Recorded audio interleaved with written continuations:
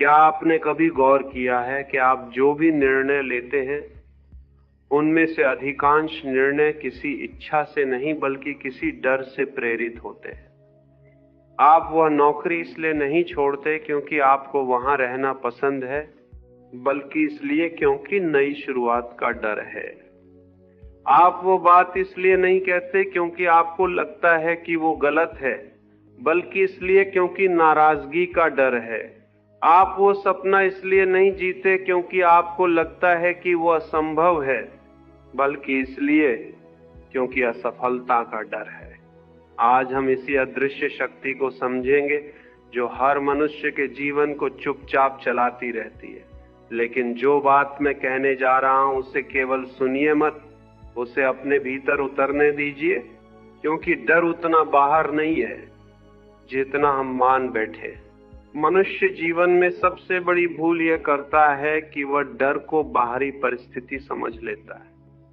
वह सोचता है कि यह नौकरी खतरनाक है, यह रिश्ता खतरनाक है, यह निर्णय खतरनाक है, जबकि सच्चाई यह है कि खतरा बाहर नहीं होता, खतरे की कल्पना भीतर बनती है।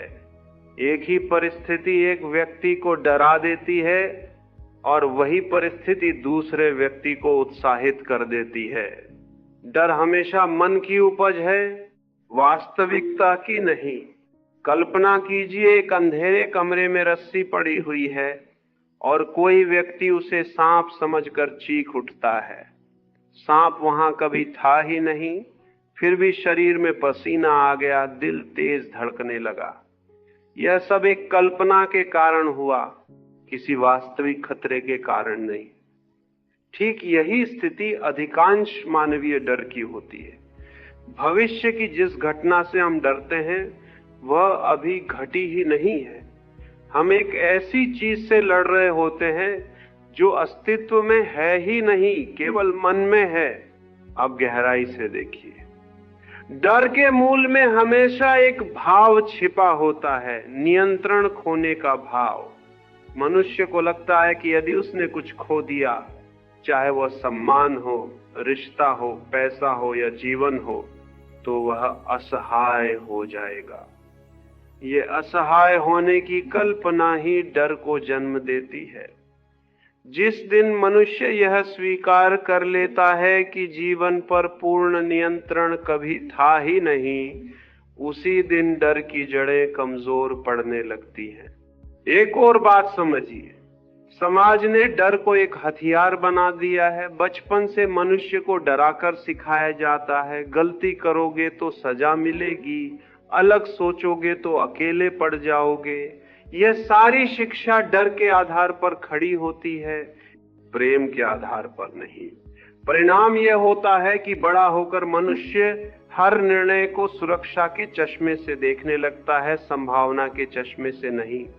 ध्यान से देखिए, जब आप किसी नए काम को शुरू करने से डरते हैं, तब असल में आप असफलता से नहीं डरते, आप उस कल्पना से डरते हैं जो असफलता के बाद बनेगी।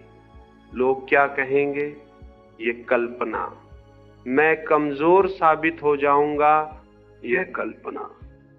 असफलता स्वयं में उतनी भारी नहीं होती जितनी भारी उसके बारे में बनाई गई कहानी होती है। अब एक विरोधाभास समझिए, जितना अधिक मनुष्य सुरक्षा की तलाश करता है उतना ही अधिक वह डरता जाता है, क्योंकि सुरक्षा की तलाश यह मान लेती है कि खतरा असली है और लगातार बढ़ रहा है।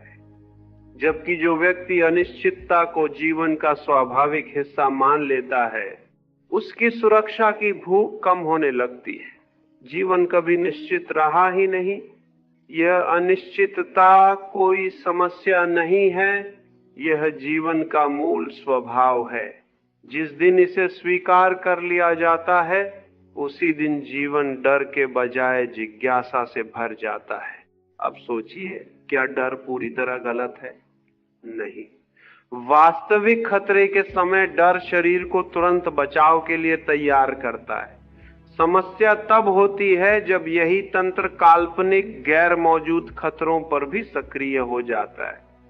20 साल बाद क्या होगा, इसकी चिंता में आज की रात नींद उड़ जाना, ये डर का सही उपयोग नहीं, ये उसका दुरुपयोग है। अब खुद से एक प्रश्न पूछिए, यदि डर बिल्कुल नहीं होता तो आप आज क्या अलग करते? कौन सी बात कह देते जो अभी तक दबाई हुई है? इस प्रश्न का उत्तर अक्सर वहीं छिपा होता है जहां असली जीवन इंतजार कर रहा होता है। डर वहीं सबसे मजबूत होता है जहां सबसे बड़ी संभावना छिपी होती है। तो क्या डर को पूरी तरह मिटाया जा सकता है? शायद नहीं, और शायद इसकी जरूरत भी नहीं। साहस का अर्थ डर का अभाव नहीं है। साहस का अर्थ है डर के साथ चलना सीख लेना, और शायद यही वो क्षण है जहां से असली जीवन शुरू होता है, ठीक उस सीमा रेखा पर जहां डर खत्म नहीं होता लेकिन उसकी पकड़ ढीली पड़ जाती है।